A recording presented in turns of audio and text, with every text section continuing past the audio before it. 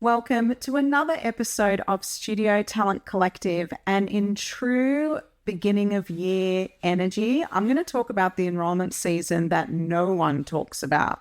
And that is, we're not just talking about numbers, we're talking about capacity, energy, and systems.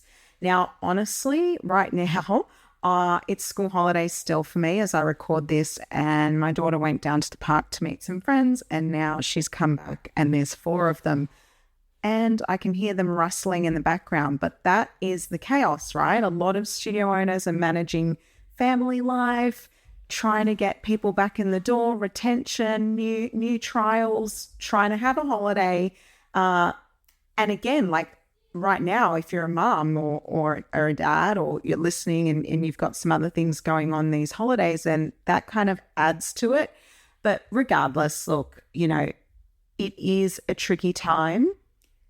Does that mean it's impossible? No. And I want to give you that support in this episode. We're going to talk about getting students back. We're going to talk about, the hidden cost of things, retention, new enrollments, and basically simplifying things as well. So let's talk about it, because it's a new year. How's the New Year's resolutions going? That's another topic for another day. Anyway, let's jump into the show. I'm Josephine Lancuba. Welcome to Studio Talent Collective, the podcast for dance and performing arts studio owners. Let's leap in. Would you like to win $1,000 worth of costumes for your studio business? Well, now you can. Studio Talent Collective and Flair Dancewear have collaborated for World Tutu Day and are giving away $1,000 worth of costumes to one lucky Australian studio owner. To enter, all you have to do is head to studiotalentcollective.com/WTD. And no, that's not for What the Dance, it's for World Tutu Day. Link is in the show notes. Enter now, because $1,000 in costumes is as good as cash. On with the show.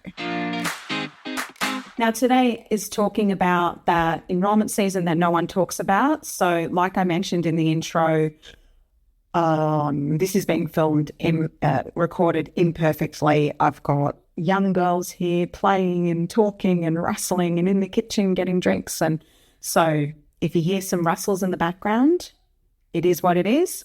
I'm doing my absolute best. I was almost considering not recording, but I have a timeline and I thought, you know what?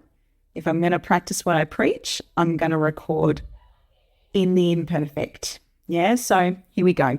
All right, so let's talk about why getting back students feels harder than getting new ones. I think sometimes we can attach ourselves emotionally when people leave us. And so the churn emotion, the emotion you feel when people leave you is real, right? It's like, what, people, especially studio owners, they can get very emotionally attached to the families or the students, or they don't understand why it is that people are actually moving on. Yes. So what I would recommend is start reframing how you think about people leaving you. So, for example, when people leave you, it can feel like a personal attack sometimes, or it can personally affect you. But remembering that we are a business and churn is a natural part of business. And just like anything, just like you might leave the gym and try something else, the same with your studio. And yes, the marketplace has changed, and maybe there was more loyalty back in the old days or whatever, but people have changed and things have changed and the marketplace has changed. And that's because there's more options. People are on the internet. They can see more things. They're not just restricted to their local economy. So they can go anywhere and do anything. There's a dance studio on every corner. 20 years ago, 10 years ago, 5 years ago, maybe there wasn't. So I think, the competition is rife out there, and you have to accept that that's part of the gig. And so, yeah, it's tough, absolutely. And no one wants to talk about how they feel when people leave, because we're told to be tough and it's a business and be strong. But, it can hurt, but know that it's okay. Look, if you're getting anywhere over 80% retention, you're doing well. Even if you're losing 20 out of every 100 students a year, over 80%, I mean, that's great. You know, you can rebuild that. You can get those people through the door and continue to grow on that. When we start dropping down, 50%, 40%, 60% retention, that's tough. That's hard. And then you've got to start thinking about the offer, the quality of your programming, the teachers, the space, like all of those things. You've got to start asking yourself, why are people leaving me? But anywhere, in that 80 to 90% retention rate is good, and so that would be normal. Okay. That would be normal. So don't beat yourself up over it. Don't feel down, feel down for a little, but then pick yourself back up because you're doing a good job. Look, there are some hidden costs, sometimes we can expand too quickly. And this can happen. So the hidden cost of over-enrolling without structure, if you're thinking about expanding this year, if you want more enrollments, that means more locations. And studios will often do this. They'll think more locations equals more students equals more money. But if you don't have the structure, like if you're already struggling to keep up with your current studio, you need to have systems and processes in place to be able to grow effectively. Otherwise, you're going to be dunking dollars on any new site. The reason I bring this up is because we're talking about the enrollment season no one talks about here today.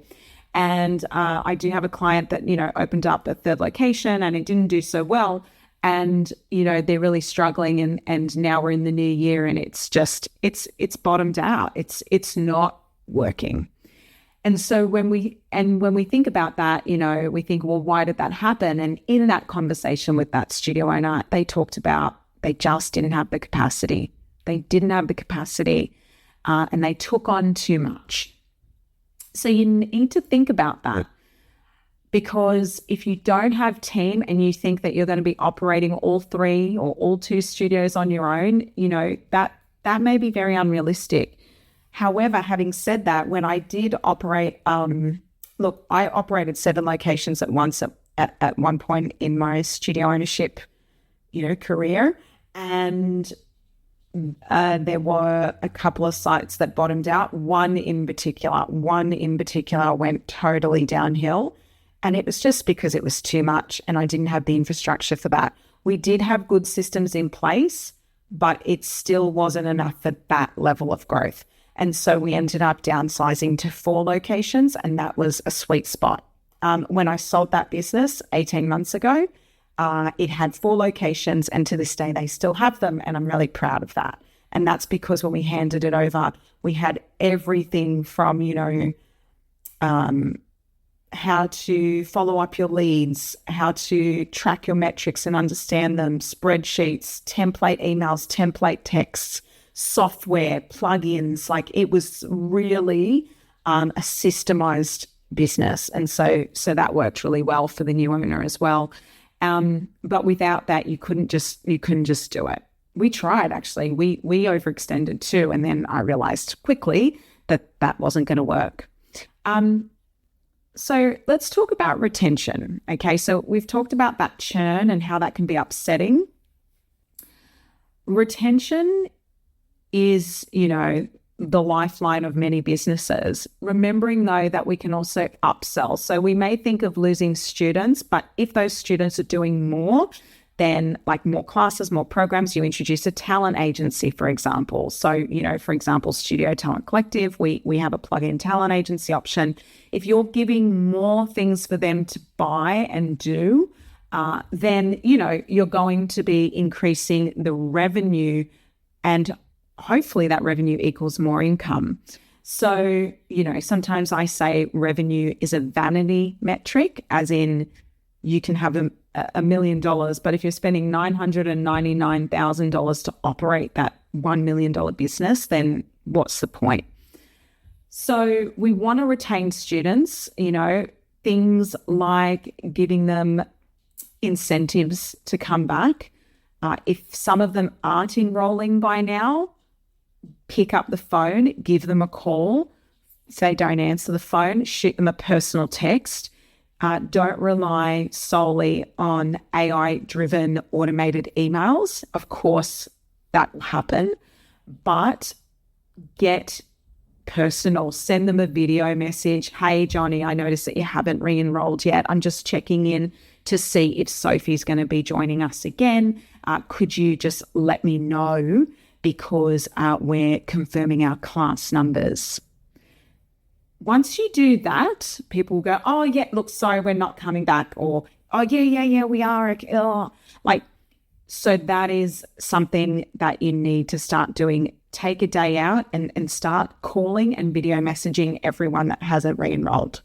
Like, book a day, get off the email, book a day, as in get off the emails, just the reactive stuff. You can obviously do follow-up emails with people that you're following up with, of course. I'm not saying don't email people.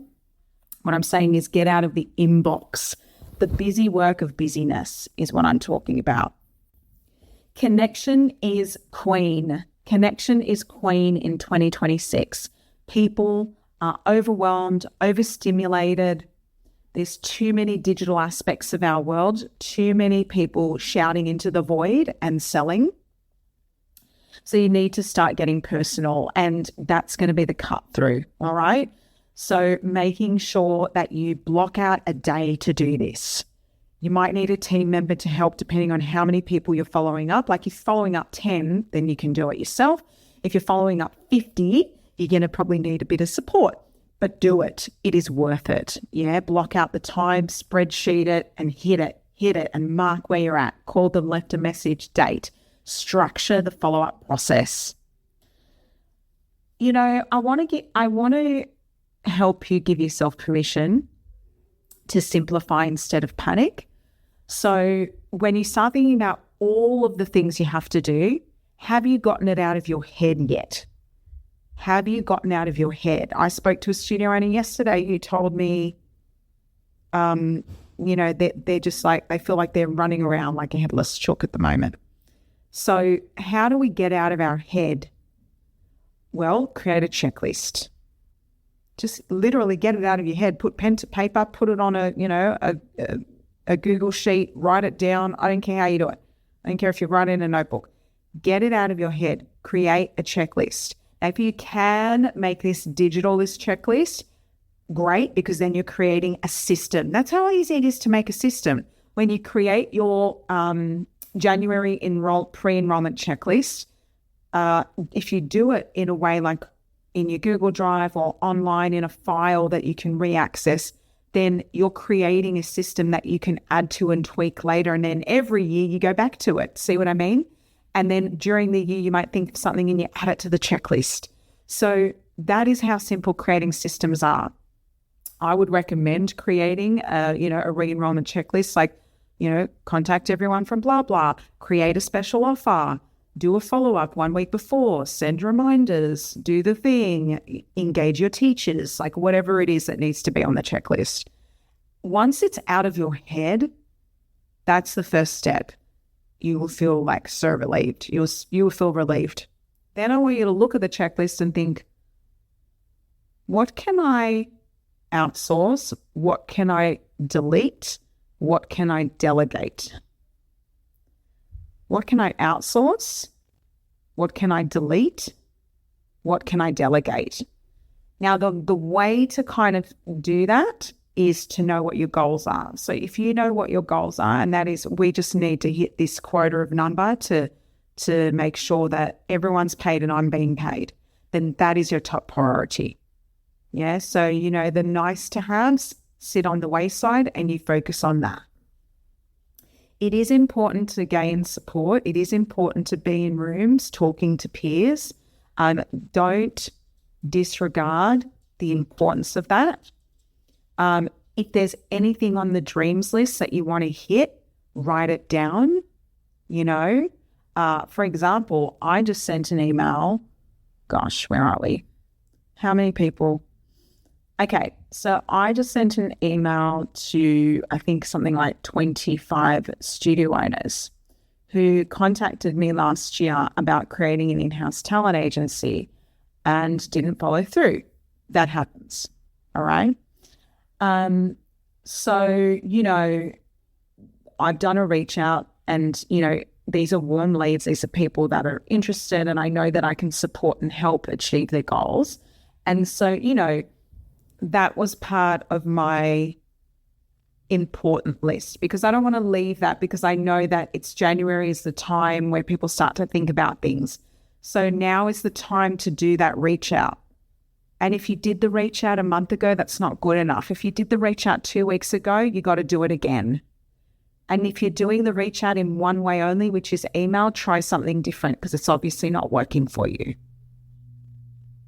Hear what I'm saying? So you can simplify this process, get it out of your head, put it on a checklist. This is a system now. And just work the checklist. Yeah? Make sure that it's goal driven.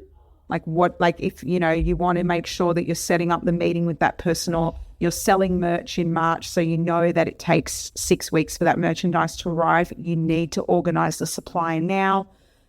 Put that on the checklist, whatever it is. Those little things that you forget. I want you to feel calm in your leadership role. Yeah. Okay. So yes, you want to be engaging new students as well. Now, if you haven't organized an open day or an open week, now is the time to really get into it. It's okay if it's not perfect. It's okay if it doesn't happen on the first or second week of opening. It's okay if that is in 3 or 4 weeks if you haven't organized something, but set a date and do it. Don't think, I missed the boat. It's done. We're already open. What's the point? No. Have a special day. Your open day can be on week 3 after term 1. It doesn't matter. It's about how do you make that open day special. We're bringing in new families and friends to trial everything on Sunday, the XYZ. We're hosting classes. All students are welcome. Bring a friend and market it out to your people. Market it out to your database. Market it to your socials. Contact those leads that contacted you but didn't follow through. Now, if you don't have that in a spreadsheet, for example, then that's where this is a new system that you can start now. See how I said I've got 25 studios that run an in-house talent agency but didn't follow through? I know who they are because I put them in a spreadsheet. Now, here's the clincher I want you to know. I'm just looking at that spreadsheet. How many did I convert last year from that one leads list that I worked with? 1, 2, 3, 4, 5, 6, 7, 8, 9, 10, 11, 12, 13, 14, 15, 16. 16 people on my leads list, warm leads list last year, I turned into customers, and 25 of them, and these are warm leads, so this is not your top level lead. This is people that are really hyper engaged. So there's top level leads, as in people that come into your world. Maybe it's through Meta or Facebook ads or just people that have inquired, etc., and that lands in a leads list. And then there are the people that are engaged. So I'm talking about the people that responded when you after that initial contact, that you were in a conversation with, that booked a call with you, that booked a trial with you. So there's leads and then there's warm leads. So we mark on our leads list. So we might have a couple of hundred leads. And then in that, we might only have, 50 warm leads, people that are actually engaged, especially if you're doing any sort of Meta ad, Facebook ad, you get DMs on your socials. That's pretty top level stuff. They're just kind of dropping in, interested, but until they actually respond. So once you engage them, go, thanks for that. Hey, how can I help you, Bob? And once they're engaging, they become warm. Yeah. Not everyone will, and that's okay. Doesn't mean you don't still contact those colder leads, but we want to really work on those warm leads. Now, if you don't have a leads list as part of your systems, then you need to fix that. I wouldn't be able to contact those 25 studio owners today. It doesn't matter what business you're in. I wouldn't be able to contact those studio owners today if I didn't have a leads list. They would have just contacted me and would have fallen through the cracks. We actually just signed up a beautiful studio owner actually from New South Wales into Studio Talent Collective this week, who originally contacted me in July 2025 and they just signed up in January. Do you see what I mean? Sometimes we think, oh, they didn't respond. They're dead. They're gone. They're cold. Well, no, there was a level of engagement. They may not have followed through, but you've got to continue the conversation with them. This is effort. I'm not going to lie. This is the enrollment that no one wants to talk about. You know, this is it. This is the work. The enrollment season no one talks about is that it's actual work. It's not easy. It's hard. But I believe you can do hard things. But you know what it is? It's worth it. It is rewarding. So every business has seasonal peaks. This in Australia and for other nations, I'm sure, this January and February period is peak. Don't throw it away. Stay engaged. Make time for sales, not just marketing. So marketing is discovery stuff on Instagram and blah, blah, blah, TikToks. And that's all the discovery platform stuff. That is awesome. Continue that. But we're talking about actual sales. This is where the conversation begins, continues, and ends. So that is how you're going to get them in, remembering that those systems are going to simplify things. It's going to remove the panic. Instead of going, oh my God, where'd that? I always write down in my leads list where they're from.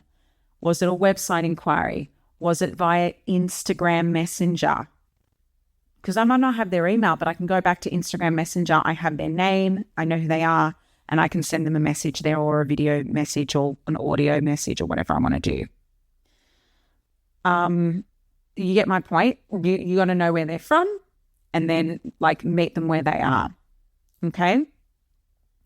I want you to run this enrollment season without burnout, of course. You know, so obviously there is a chaos trap that studio owners fall into every Jan and Feb. But again, remember we talked about what can we delete. So what actually needs your attention versus what doesn't. So, you know, you want to set realistic expectations for yourself and your team and make time for the work that matters. Sales matter right now. You need to block out a day each week and get those numbers up. Yeah, get those numbers up. This is the moment. This is your time to shine. So that is the power of having calm processes in place right now. I truly believe you don't have an enrollment problem. You have a systems problem. Ooh, spicy but true, right? Inquiries fall through the cracks. Studios unintentionally leak students. Simple systems will reduce your admin overwhelm. Clarity will build confidence for you and the people you serve. Communication is so important. Communication, I believe, is a retention strategy. Good communication. If you want to keep people, you got to communicate with them. If you want to keep people, you have to speak to them. If you want to keep people, you have to keep them in the loop of what's on, what's next. Here are the things, not 6 months later, oh, we're doing this thing. No. So look, if I was you, and I've been you many times over, I'm still you, I'd focus on your top priorities right now. So, yeah, what are your top three priorities? Oh, I can't speak today. What are your top three priorities during enrollment chaos? You know, what can you ignore right now? That's the gold right now. What can you ignore and what matters most? There are some things you need to set in motion now that you can't ignore. If you know that, I truly believe mapping out your year and doing an annual plan and knowing what's on each month is really important. I was just speaking to a studio owner a couple of studio owners, actually, 19 studio owners this week about, that have the in-house talent agency with us, about booking their photo shoots in now for the year and putting it in the calendar like an event, like they would a show, a competition, whatever, an excursion. And, the reason is because then that, again, it's a system. Having a monthly planner, it's a system, and it removes the chaos. You're not thinking, oh my God, what's next month? What are we doing in 3 months? When is that king on again? La, la, la, la, la. Lots of noise, chaos. Get it out of your head and put it down somewhere that is a system, one-pager document, makes sense. So figure out what matters most in the next 2 to 4 weeks. And I want you to know that whatever it is, today is a new day. Today is a new beginning. You're not behind. It's okay. I did my annual planning session in October last year. Oh my God, it was like the best time to do it. I've never done it that early, and it was critical. Now, if you're not me and you're like, I don't even have an annual plan, that's cool. That's cool. You're not me. I wasn't me either once. Like, I used to not do that either. Like, you got to start somewhere. So start today. If you're listening to this in July 2026 and you still don't have a plan for the next 6 months, that's okay. You can start now. It's never too late to start. And I want you to know that you're not behind. You do the best you can with what you know at the time. I truly believe that. So I'm totally with you on that. For example, having a plan in place meant that you heard me talking about the World Tutu Day competition, win $1,000 of costumes, right? By the way, link is in the show notes, friends. That competition came to me in an annual planning session that I did. And then I only got that all pulled together in January, even though World Tutu Day is on February 2nd. But because it was in the planner and I started my 90-day, so I do an annual plan. It's a project plan. I literally put in the key events of each month or the key marketing campaigns of each month. And that's it. It's one pager. Simple. And then I do a 90-day plan, which I didn't do until a couple of months after I did the annual plan, by the way. But I did a 90-day plan. And then I looked at my annual plan and went, oh my God, it's World Tutu Day in a couple of weeks and I haven't launched the comp. But because it was there, I could go back and go, okay, that's all right. Let's just do it. Let's get it done this week. Let's move with the plan. Let's follow the plan, follow the checklist. Yeah. And it reduces the overwhelm and the pressure because it's like, okay, that's all right. We've got a plan. We created this for a reason. I highly recommend, by the way, this competition has been really good for, again, that, using social media as a discovery platform. It's been really good for increasing leads and getting more people on my socials because we have a fairly newish social media account for the business. I always was under my personal brand name, Josephine Lancuba, for a really long time, and then only moved to using Studio Talent Collective in a more, I guess, brand-focused way in the last few months or half a year or whatever. So, it's like it was building from scratch again, almost, my social media presence. And so I was like, that's okay. That's what we're doing. This is a long-term game. This isn't a short-term game. This is what I want to do. So I had to come up with strategies on how to increase our social media presence. And so, this competition was one idea of many that I'm going to execute across the year. And it's working, and I think competitions are a fun way to engage people. So think creatively as well. How can you attract people into your world? It could be a competition, like win a turn of dance. I don't know. I'm making it up. Or win $500. Maybe you don't want to give $500 away. But you get my point. We got a sponsor. So maybe you can contact some other local businesses where you can collaborate, build their presence as well. So for example, part of our competition requirements is you got to follow us, Studio Talent Collective, on Instagram, and you also have to follow Flair Dancewear. So it's a mutual beneficial thing where they're growing their audience and we're growing ours. And that's what it's about. You know, you want to be collaborative, think outside the box. Who do you share an audience with but don't compete with? How can you work together? Right? That's what it's about. So yeah, I do recommend competitions. It's a really fun way to do it too. It's kind of cool too because you're doing something cool for the community. You're giving something away. It's super fun, and it really buzzes up your socials, which we like. Okay, cool. So we've talked about a lot.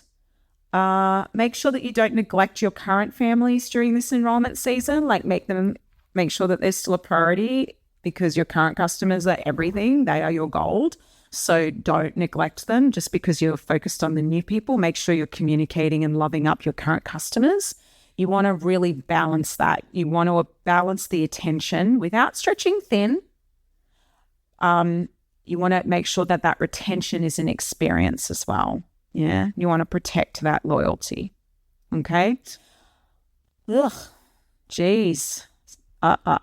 Everyone's quiet now. Now that I'm at the end of the episode, everyone's decided to be quiet. I actually had to cut the episode because someone walked in as I was recording and banged doors and started coughing. And I was like, oh my gosh, like, can I catch a break around here? So it's okay. You have to stop the thing. And then I restarted. Who knows if it's going to sound choppy? I hope my editor does a good job. But remember, I'm not here to be perfect, guys. I'm here to keep it real. And that is what today was all about. The enrollment season, no one talks about. It's messy, it's busy, it's chaotic, it's stressful. But what you can do is you can bring back the calm. Remember, you're the leader here. Remember that you can simplify things, get it out of your head and create systems. Let go of the personalization, the personal attack you may feel when people leave you. That's cool. Churn is normal. As hard as it is, it's normal. Love up the people that are with you. Think of creative ways to get back the people that left you. I do a come back to us campaign. I've done that. I did that many times. 1 month class pass free. Come back to us. We're going to give you 1 month free of classes, no strings attached. But then on week 3, we start picking up the phone. How are you going? Are you going to enroll? Great. And sign them up, making sure that they still get that 4 weeks free. But things like that, like no re-enrollment fee, nothing, just come to the classes for 4 weeks. But you got to track it. You got to make sure you're onto it. That worked really well for us, our come back to us campaign. Think of, if you don't have a leads list of people that never converted last year that you can reach out to, well, if you have one, reach out to them. If you don't, create one. It's as simple as a spreadsheet in your Google Drive or whatever system you use. In my sheet, I'll have like their status, which means, they signed up, they booked a call, they booked a trial, they're non-responsive, like an updated status column, the date of contact, their initial contact, their name, their email, their phone number, where they're from, and any comments, like maybe like classes they're into, like whatever's going to help you, put it on the spreadsheet and just track it. Yeah. How are we going? Okay, that's it. That's all I want to say for today. Thank you for listening. Don't forget, if you want to have some fun and get involved in World Sushi Day, you can with our WTD. WTD, guys. That campaign is now live. Thank you to our sponsors, Flair Dancewear, where you could win $1,000 worth of costumes. Head to studiotalentcollective.com/WTD. Link is in the show notes. Mwah! Have a beautiful day. This show is brought to you by Studio Talent Collective, a plug-and-play talent agency helping studio owners become confident talent managers and build their own in-house talent agencies. Find out more at studiotalentcollective.com or connect with me on socials at Studio Talent Collective. If you enjoyed this episode, please rate it or leave a review. Thanks for listening.